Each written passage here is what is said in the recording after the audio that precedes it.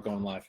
And I had to update the meeting because of daylight savings, it switched to 2 p.m. So I had to just go update it quickly. But it's all set. I see Mongo is already in, which is awesome. Always good seeing Mongo. It's not as good not being in person. I mean, last Monday was just everything. Recording Absolutely 5 podcasts crushed. together live. We had a blast. 5 podcasts in one day. That was absolutely fire. We had an energy for 2 more. We probably could have done 7, although by the end of the day, I was cooked. Totally cooked. That's not true, because you went to 2 events with me that night and just tore it up networking with people, meeting people, getting numbers, posting. Like you say like, oh, I was toast. It's like, no, you were like a 2 on a level of 6 at toast. You had some gas left. Had a little gas left in the tank. And the funny thing was, we both like, all I remember is the morning, last Monday on the morning, we had gotten in at like 2:30 in the morning from our own event. And we're like, okay, Roy's going to be here for the podcast at 9. You're like, no, it's 8. I'm like, no, it's 9. You're like, no, it's 8. And at 7:20, we're both having coffee, and you shoot him a quick text. He's like, I'll be there in 5, gents. We're like, shit. Well, the truth is, like, you were like, hey, maybe you should text him. I said, maybe you should just shoot him a quick text, just check in. And we're blurry-eyed, like, honestly. Total benders, like, I'm like, okay. No, I think we were just a little banged up. We were okay. But we were waking up, we were getting into our groove, and he's like, 5 minutes. And we shot out of our seats like it was like electrified and started running around, getting dressed, and then how good of a guest was he? Like, unbelievable. Unbelievable. Roy was special. It was awesome. Yeah, so I'm doing a post about him tomorrow, I believe. No, Wednesday, I believe. Which was great. So let's jump in. So welcome to the Vibes Adventures podcast. We are back virtual this week. Last week was really special because my good friend Rob Hughes, also known as the Startup Alchemist, was with me in person, and we did 5 of these podcasts in person with some unbelievable guests, most of which were partners of ours from our pitch lift competition that we hosted in Austin last week, which was a amazing experience for the founders, funders, and friends, and most of all for Rob and I, who got to run the whole show. It was awesome, buddy. Good to see you. Good to see you too. And we came up with a hand gesture that if you see us in the wild, you can show us, and we'll know what you mean. Vibes and Ventures. That's it. Double V. That's it. We had a blast together. Whoa! You got the confetti going. Oh wow! Little confetti going. Little confetti, good makes the world go round. We had a blast. We had about a little over 110 companies go through, pitch on the elevators. We talked about that a lot. Some of the pods will release over the next couple of weeks as they come out of edit, but don't want to recap. We had a great time, and looking forward to pulling off another incredible Rob, event. what about this? What? Just for a little visual. How about that? Boom. Oh my gosh. We were crushing. There it is. By the way, that was after filming 5 pods, after going to 2 events. And we were like, we have to get a picture with this sign, good vibes only, before we leave here at night. So we took a quick couple of pictures, and we quickly scooted off to bed. Got a couple hours we actually had it. It'll come out probably later this week. One of the actually 2 of the podcasts. We did a podcast with Michael Mara from Entra talking about him. And then we did our weekly Vibes and Ventures podcast with Michael and Sean from Entra live in Austin, which was great. So we'll have 2 different episodes with the CEO and the head of growth and communities for Entra. Those were awesome. They couldn't be better people. The one we did with Sean and Michael was just the fact that Sean was in like this tracksuit trucker hat, and we're like, hey, come on the pod. He's like, I just got out of bed. We're like, it's fine. Don't worry about it. Both of them were incredible. They hung out with us all day. They felt like they weren't even there because they were just like seamlessly integrated into the house, and were working on the background. Sean was keeping Entra alive, and Michael was wheeling and dealing the whole time. So it was really cool to spend time with them, and then for them to come on the pod was just really, really great. But glad to be back virtually. I think it's better in person. We got to find a way to do this in person. But Vibes and Ventures. I don't know what episode this is going to be now because we recorded. I think this is because we were at 12 before Austin, but now we're going to launch 5. We'll probably be close to 20 episodes. Yeah, so this is like 18 or something. This will be like 18 by the time we get it published. Look, if we get to 50, we'll probably be pretty decent at this. So imagine what it's going to be like when we get good at this. Imagine how good this will be when we get good at it. Okay. So, all right. So we're going to jump in. We're going to start. You're going to jump in. You do number 1 today. Okay, number 1. Wow. This was. Well, I think I've referenced this a couple of times, but this quote just like came up in my timeline. grabbed onto it again. Once again, every single thing you want in life is on the other side of something that sucks. Well said. It's just so good. Like it's like it's the absolute truth. Like the thing you want is on the other side of the thing you don't want to do. You just got to do it. You got to buckle up and do it. It was brought to mind. I was doing the final workout for the CrossFit Open this year, and it was just miserable. And I was like, I'm just gonna get through it. I'm just gonna finish it. I'm gonna sign my name to the effort that I put out, and hopefully I'm proud of myself at the end. But it was incredible. And I was thinking about that quote while I was doing endless amounts of wall walks and other movements that make me sick. And it's just the truth. If you want the thing, most of the time you have to you have to do something that you don't want to do. You have to endure some level of uncomfortability or discomfort or even just straight up suck. Like you just got to be in the suck and you got to work your way through it. And on the other side of that is the thing you actually want. So you'll laugh here, man. And I didn't know this was going to be your number one today because this happened before you told me what your three things were going to be. I was going back and forth with one of my favorite creators, Justin Welsh. The guy crushes. Okay, yeah, I love Justin. He's got 700,000 followers. He did a post this morning that I responded to, which he then commented on, which is a nice unlock for me. So I'll share it with you. Here it is. He's been responding to you a lot. Every week, like multiple times last week. So this was his tweet this morning, which reminded me of what you just said. The easiest way to fall in love with your life is to do a lot of difficult, painful, meaningful stuff for a very long time. And my response was, for me, well said, Justin, for me, it's been about doing things that others are not willing to do, to push through the hard, to stay the course, and to lean into what's possible. And he loved it. Wow. So, and I had no idea that was going to be your number one today, but you're absolutely right, Rob. You have to push through a little bit of suck to get to the other side of the greatness. And the folks that are willing to do that win the day, and the folks that aren't, don't. Yeah, there's no sunshine without a little rain, baby. There just isn't. That was what a great lead. That was awesome, man. So my number one is, you and I talked a little bit about this yesterday, which is what made me think of it for today. Side projects. Everyone's got a side project. We all have them, myself included. But the one thing you can't do is side project energy is not always the best. And what I mean by that is that you don't have to be doing something full-time. Like, I'm not one of those people that say, you have to do it full-time or it's not real. You can't do a side project. You absolutely can. I would argue you may not do it as well as if you were doing it full-time, but you can start with a side project and grow into a full-time thing. But what you can't do, if you're going to be in it, you have to be in it to live it. You have to be. You can't do it. Your energy can't, your time might be halfway, but your energy can't be. And I think we've realized that is half-ass energy sucks and everybody sees it. It just does. hashtag half energy. Your side project energy blows. It just does. Yeah. You can't have that. You can't be able to realize that this is a side project based on your energy. And that happens. We've seen it firsthand.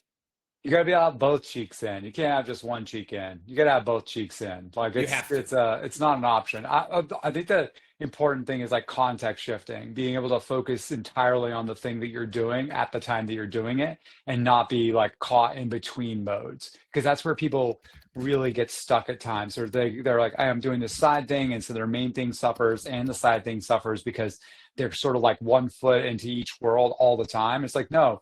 Be in the thing you're doing, then be in the other thing that you're doing. A great example of this is like Elon Musk, where he has 5 or 6 companies he's quote unquote running, but he's able to context shift because when he's in the thing, he's just fully there. He's able to be completely present and block out all the other things that are going on in the other businesses and say, what do I need to get done for this team right now? What's the most important thing in this moment with this team I'm working with on this company? How do I get the most out of that? And so it's a really hard skill to harness, but just keeping your mind and your energy controlled into like, here's what I'm doing right now. I have to be laser focused on that. Because it's like you said, you and I are, sort of repetition guys. I'm not to put you on blast or anything, but we're volume players, right? And so for us, we're energy people. Like if we're 70% in, people can feel it. And They can see it. They know it. and In fact, they'll ask you things like, "What's wrong with you?" I'm like, "What do you mean?" exactly. Like, they just say that. They'll go, "What's wrong with you? You're really low energy today," and it just Yes. shows. I have a really bad. Although I love to play poker, I'm a pretty good poker player. My poker face is something I've had to work on a lot because if I'm not happy, you can tell it. Yes, and the piece of it too that's like really interesting is like you're not doing yourself any favors, and like to remind yourself, I have to be just completely on mission when I'm on this mission, and if I have to go to another mission or another one or another sequentially, I have to be able to change my mode of operating, my mindset, and just go into that other thing. I almost was thinking about if I was doing this, like would I put on like a different, hat or something, just some physical, do I change the arrangement of my office? Would I change the computer, like something to physically show there's a difference between, excuse me, here you're here, but you're also here. And like, right. Is there some way to remind yourself like, hey, which person are you being right now? Which mission are you on? I don't know if I've hacked that completely or even worked that out, but it was something I was just playing around in my head with this morning. I was like, how do I do that? How would I do that? I'm with you. And so I'm going to go a little off script here, take a little page out of Gary Vee, a little off script because we did it in Austin and it worked really well when Michael was like, if anybody has anything to add to the conversation or comment, and Mongo Smash just put it into the chat, throw it into the chat. We'd be happy to include it in the conversation. You got to monitor the chat because I got it right here. Oh, okay. I can see it. So Mongo Smash just said it's one of the best qualities is when you call it like you see it. It certainly helped me to tell people honestly what the deal is and when it is. I think that's huge. I think it's absolutely huge. And I think I think you can do it in a way, Mongo, that it's kind candor. You're not trying to piss people off. You're not trying to make people feel bad. You're trying to let them know how you're feeling and why. And I think that's important. So thank you for bringing that up, man. So Rob, what's your number two? Before getting number two, like there's this idea that you're being nice to someone by not saying the truth. And I think it's a short-term nice, but a long-term evil or a long-term mean thing to do. I think like being very honest with people about what's working and what's not working, although it's uncomfortable up front, it actually helps you like keep the bad behavior from continuing on for too long or keep things devolving in a relationship versus just calling it out like, hey, this is what's going on, like give me some feedback, like and be able to operate like that with someone is really a telltale sign of like how well you can work with someone. How honest can you be with them? How upfront can you be? And what's the time frame between when you're feeling discomfort around an event that happened or behavior that's starting to take place or has been going on for a while that you just recognized? How long does it take you to like to address that and then be able to, and then that person be able to come back to you and like, okay, here's what I'm going to do to change that, or here's why I'm doing that. Sure. And I have a really good partnership versus holding things against people. I'm not to stay on this, but I want to talk about this really quickly. My wife and I were having a moment last night where she was grabbing some gum. We're hanging out at the end of the night. We're just like, we both had a little snackies and we were intermittent fasting. So she had pulled out some gum and I just put my hand out. She's like, it drives me nuts when you do that. And I was like, oh, is it because you think I'm demanding gum in the moment? She's like, yeah. I'm like, that's not it. I'm actually like enthusiastically showing like what a good idea that was. It's like, oh, gum, that's a great idea. Interesting, but it comes off to her as annoying as shit.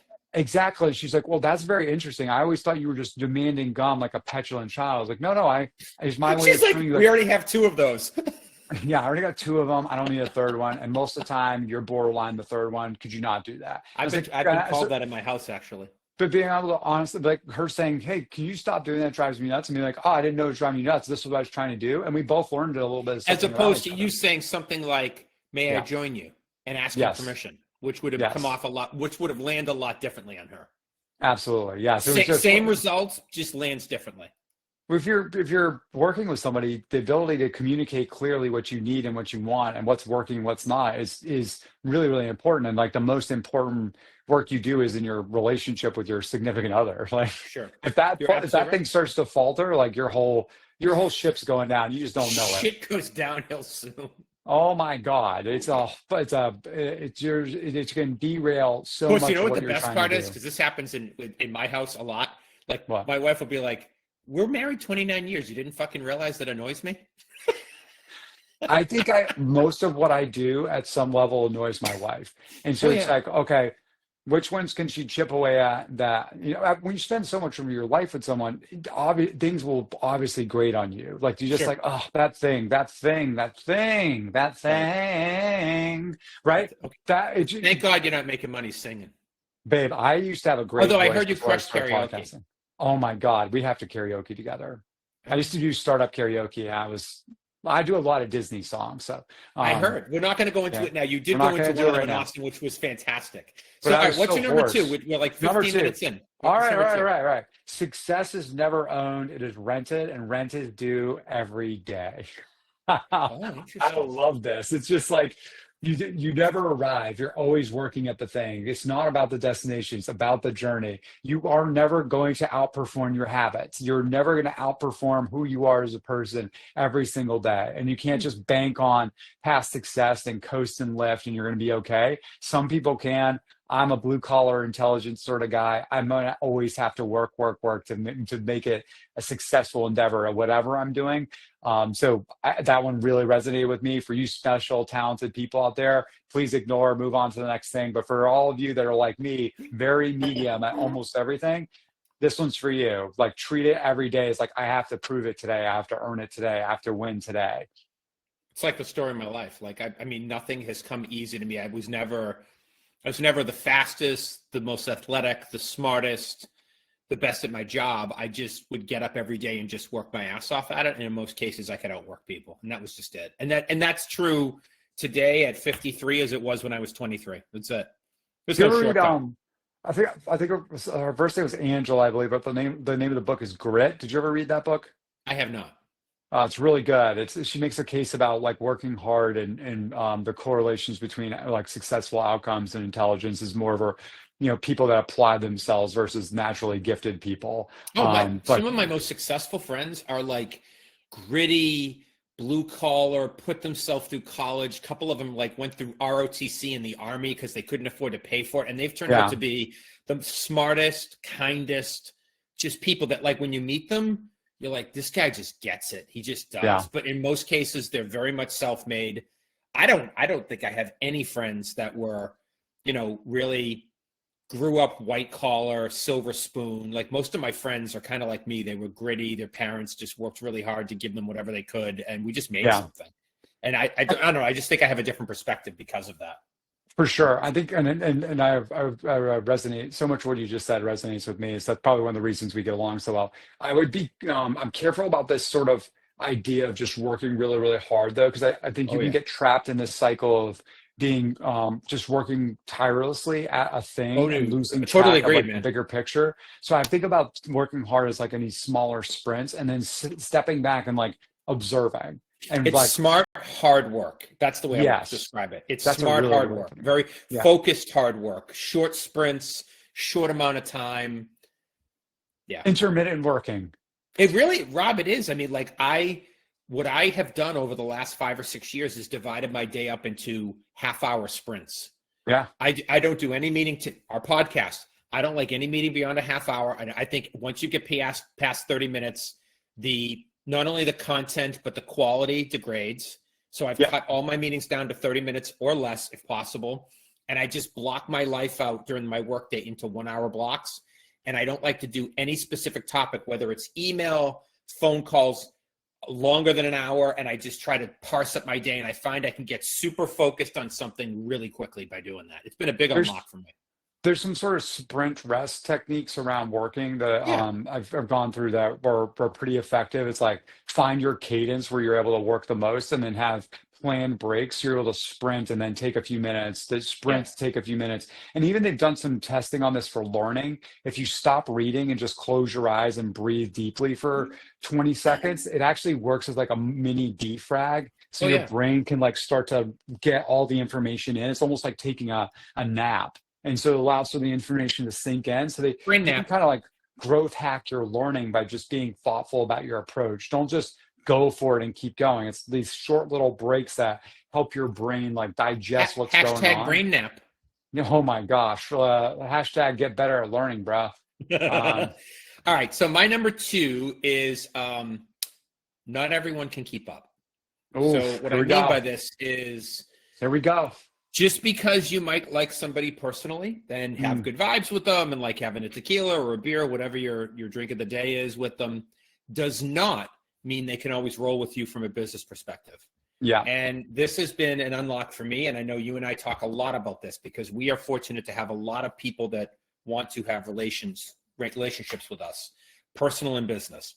Mhm. It doesn't mean everybody can keep up with your pace. And I am unapologetic, like you are, about the pace that I keep. And it's hard because we don't want to hurt people's feelings and we want great relationships. But I think sometimes for me, realizing that not everyone has the capacity to keep up with my pace is okay. It doesn't make them a bad person. It just means I probably won't be able to do everything I want to do with them. So that's been my unlock. 100%. And that's it's all about trajectory and like how fast, like you wouldn't run with somebody who's running a mile 3 minutes slower than you, because then you're not getting better, right? You can't keep going. Like you're waiting for them, you're waiting for them. After a while, it just becomes frustrating. So you have to find people with similar pace, similar trajectory, so you can work off of each other, so you can build off of each other. You don't want to be having someone too far in front of you or too far behind you. You want someone that's pushing you. And there's generally an alignment around the speed at which you can get things done, the appetite for the things you want to get done, and sort of an energy towards the direction you're heading in that Right. you need to have alignment on. And if you don't, like, no harm, no foul. Like, not everybody's meant to collaborate together all the time. Otherwise, we'd just be one big happy tribe of people that are like, oh, kumbaya. You know, And we get nothing done. Singing pod? Yeah, exactly. We would get shit done. Absolutely. Well, maybe the world will be like utopia, but no, unfortunately, people have different speeds and appetites and things that they want to get done. And it's just not always aligned. And it's sad when you have to like kind of let someone go in a sense of like partnership or anything like that. It's always difficult and feelings get hurt and what have you. But ultimately, it's for the best, because the longer you let it drag out, the longer it goes on, the more resentment grows. Yeah, we all know this story. It just gets worse and worse. It doesn't get better and better. Yeah, totally, man. All right, what's number 3? Number 3. Oh man, I had this incredible idea this weekend and I executed it, and it's still paying great dividends. So I want to share it with the Ventures and Vibes and Ventures family. I texted a couple of my friends that I don't get to see very frequently and said, what is your favorite song you're listening to right now?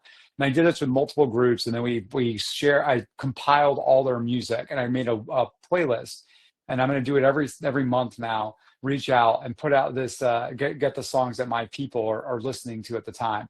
And I've been listening to that playlist. You actually took it to the next level and made a playlist out of it? Oh yeah, and I made it like month 1. I didn't know that. I didn't know you would take it all songs, because I was fortunate to be in one of those group chats, and you actually made a playlist for yourself. Yes, and I've been. What did you call the playlist from Austin?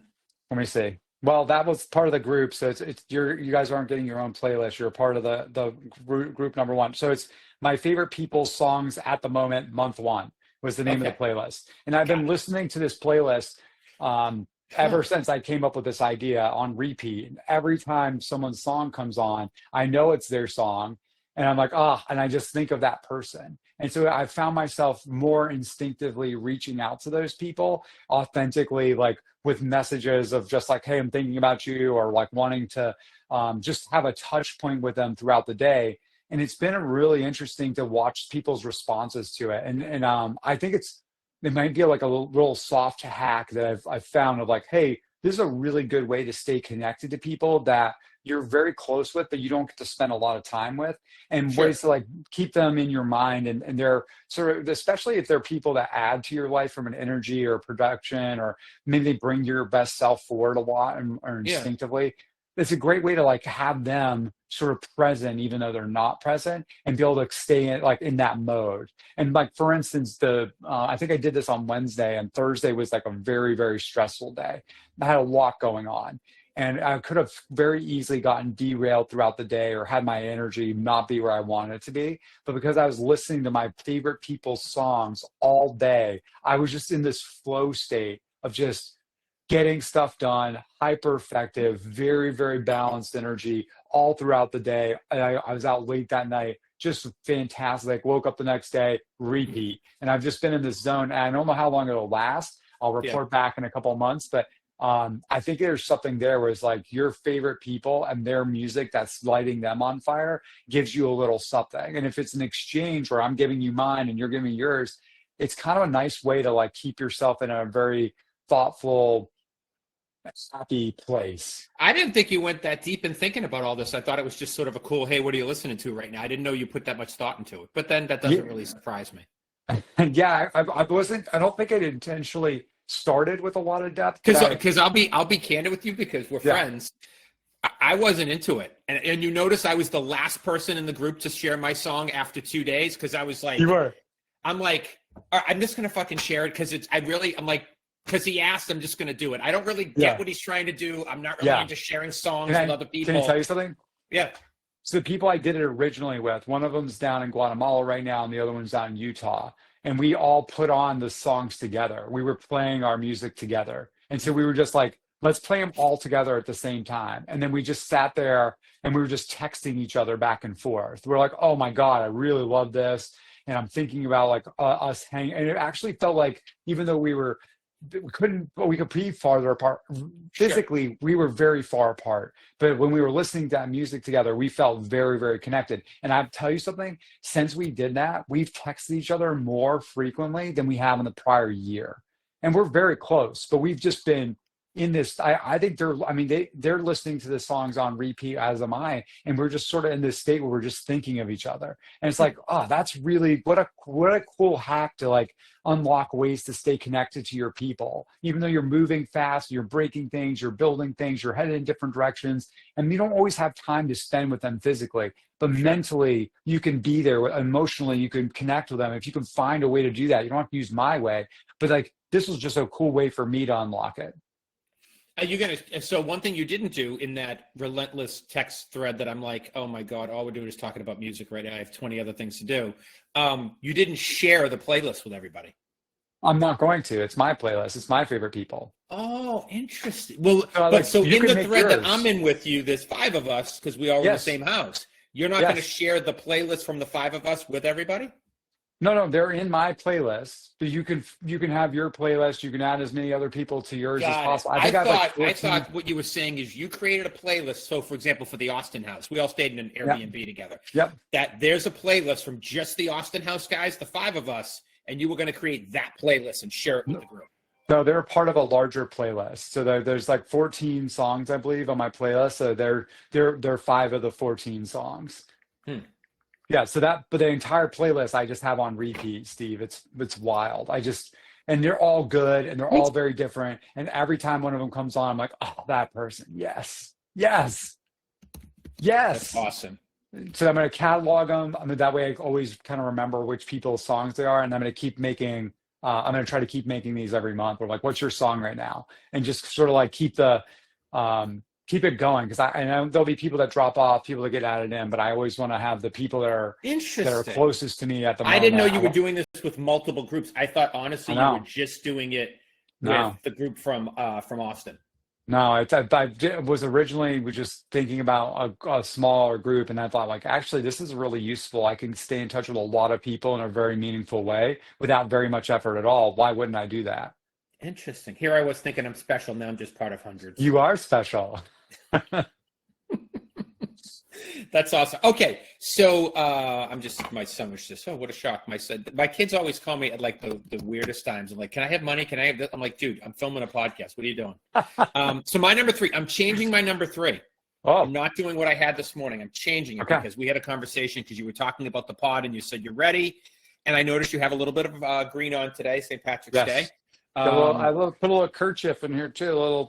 So I get this. Are you Irish by any chance? I have a little bit Irish in me, yeah. So I'm half Irish, actually. Half Irish, half Italian. I like to get drunk and hit myself. Anyways, so I get this question a lot, and you talked about it with me today about wearing green on St. Patrick's Day.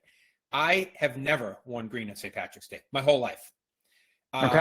2 reasons. One, I can't stand the color, and I look awful in it, so it's not on my color palette. So that's probably reason number 1. I just don't look good in green. Kelly green. I've tried Hunter green, Kelly green. They all look bad at me. They just do. I look terrible. Having said that, the other reason, and this is more of a internal introspective thing, I think that St. Patrick's Day is one of those days when everyone who's not Irish wishes they was, so they have to look like it. I'm Irish every day, so I don't ever have to show it, and I'm proud of that. And it's sort of like a flex, but I'm like, I'm green every day. I'm half Irish. I'm proud of my heritage and who I am. I don't need to put on some weird color that doesn't look good to show people I'm Irish. In fact, to me, it's always been like the people that do that and really go nuts with the hats and the leprechauns. And I'm like, they just wish they were. That's it.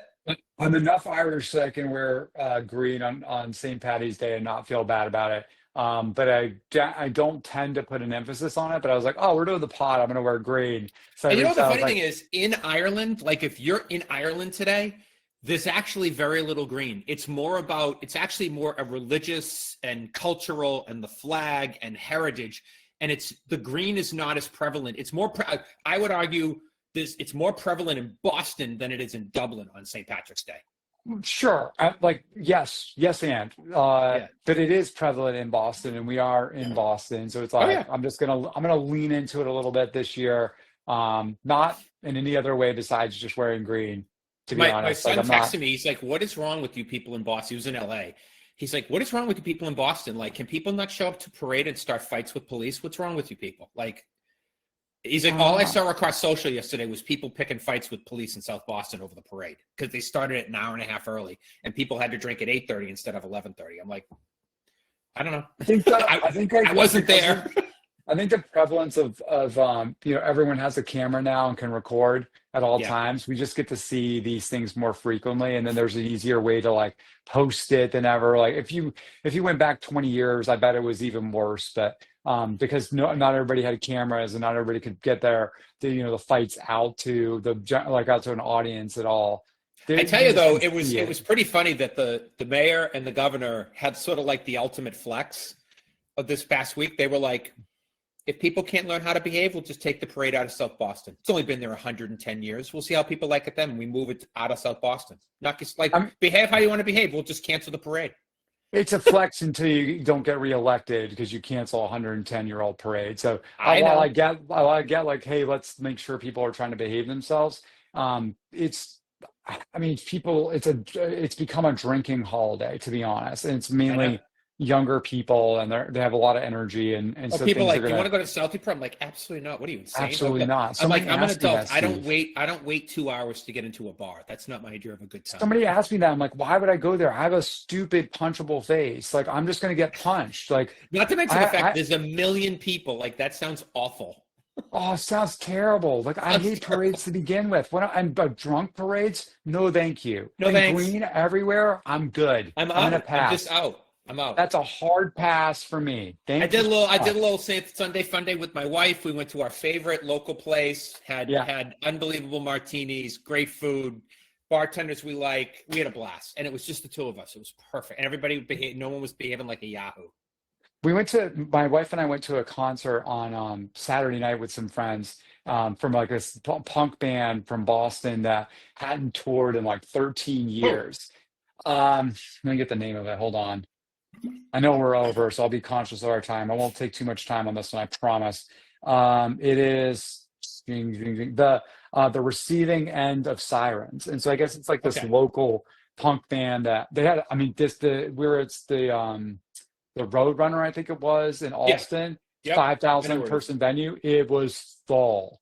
It was full, and So all the those fans venues are were the best, like the Orpheum, the Roadrunner. Those are awesome venues to see my shows. my favorite part of the show is they were like, "This is one of our newer songs. We wrote it back in 2003." It was one of my favorite moments of the whole thing. Is like, oh my gosh, like because they've been around forever and they just stopped touring, and I guess they got some sort of signal that hey, you have a lot of fans in Boston that if you wanted to do a concert, you could absolutely sell out, and so they did it. And you could just see they were just shocked by the fact that all of us were there. They're like, wow, there's a lot of It's people. fantastic. So it was really, really cool. And I guess that was the closest thing I got to celebrating Patrick's Day. It was with my good friend Patrick, and he is 100% Irish, and his wife Yana, and he was wearing green, and my wife was wearing green, and his wife was wearing green. I was the only one not wearing green, but that was my version of St. Patrick's Day this year. That's awesome. All Yeah. right. Look at that. Not bad. Cool. Only 4 minutes over. So For how much I was like standing on a soapbox and just going, not I was bad. basically a filibuster the entire podcast. You're It's welcome. good. But you have better hair No. than most senators. So all right. Okay. So thanks for those that joined in the audience. We will be working hard over the next week to get all the pods we filmed in Austin, the live ones out, obviously on Entra and other social platforms. But from my good friend Rob Hughes, the Startup Alchemist, I'm Steve Walsh, the Hands-On Angel. We will see you all next time on the Vibes and Ventures podcast. Take care.